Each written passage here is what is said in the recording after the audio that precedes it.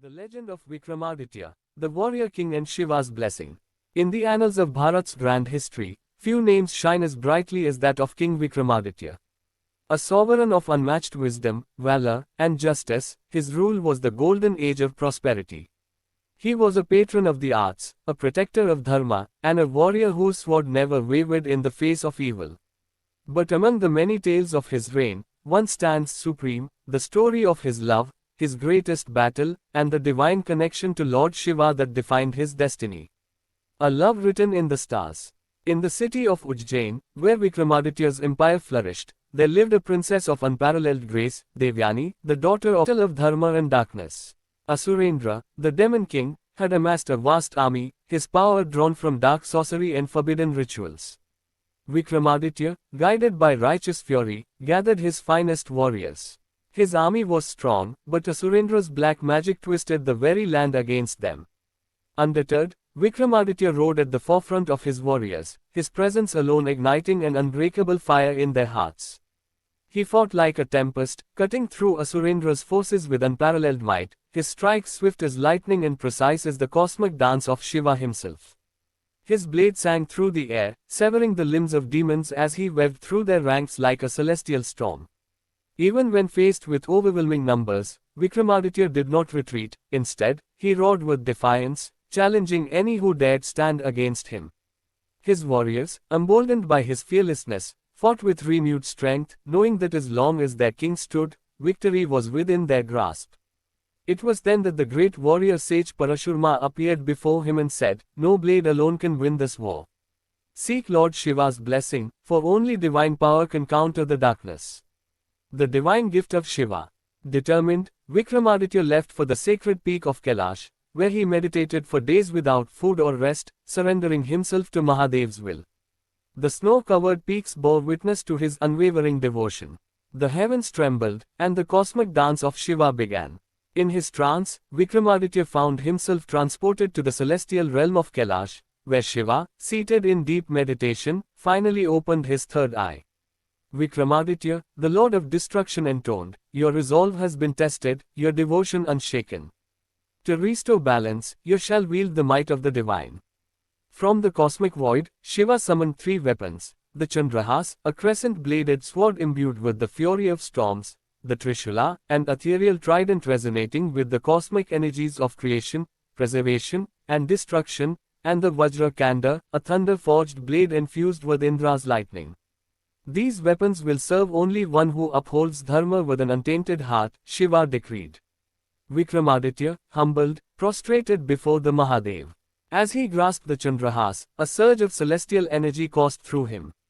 The weapons resonated with his soul, binding their essence to his destiny. With Shiva's blessing, the warrior king descended from Kailash, his heart alight with divine power. The final confrontation. Armed with Shiva's divine weapons, Vikramaditya returned to the battlefield. The war raged for days, the clash of steel and chants of warriors filling the heavens. Vikramaditya became a force of nature, his strikes as swift as the wind, his defenses impenetrable. With the Trishula, he shattered the demons' infernal barriers. With the Vajra Kanda, he cleaved through shadows. He moved with the grace of a celestial warrior, his blade weaving through the tides of darkness like a river of fire. His war cries echoed across the battlefield, instilling courage in his warriors and striking fear into the hearts of his enemies. Asurendra, seeing his army crumble, called upon his most devastating sorcery. The sky darkened, and monstrous creatures emerged from the void. Great serpents of shadow, giants with flaming eyes, and spectral beasts descended upon Vikramaditya's forces. But the warrior king did not flinch. He raised the Chandrahas, and the blade blazed with divine radiance, cutting through the illusions of the demon lord. With the power of Shiva coursing through him, he fought not as a mere man, but as a warrior of the gods. Each demon that approached him was felled with a single, mighty stroke. Asurendra, now desperate, unleashed a final curse upon the land, calling forth a maelstrom of darkness to consume everything in its path. But Vikramaditya, invoking Shiva's name, hurled the Trishula into the heart of the storm. The very heavens seemed to shake as the divine weapon obliterated the curse, restoring light to the battlefield. In the final moment of reckoning, Vikramaditya faced Asurendra himself. The demon king towered over him, his form wreathed in black flames, his eyes burning with malice. But Vikramaditya, wielding the Chandrahas, met him blow for blow. Their battle raged across the field, shaking the earth and splitting the skies. Finally, with a roar that echoed across creation, Vikramaditya drove his blade through Asurendra's heart, banishing him to the abyss for eternity. The age of prosperity and the spiritual warrior. Having proven his worth, Vikramaditya married Devyani in a grand ceremony that united sages, warriors, and celestial beings alike. His reign flourished, guided by Shiva's teachings, strength tempered with wisdom, justice laced with compassion. His influence shaped India's soul, instilling the ideals of dharma, courage, and devotion for generations to come. Under his rule, the kingdom thrived, its people free from the shadows of oppression. Temples were built in honor of Mahadev, warriors trained in the sacred arts of combat, and knowledge spread like the sacred Gangas.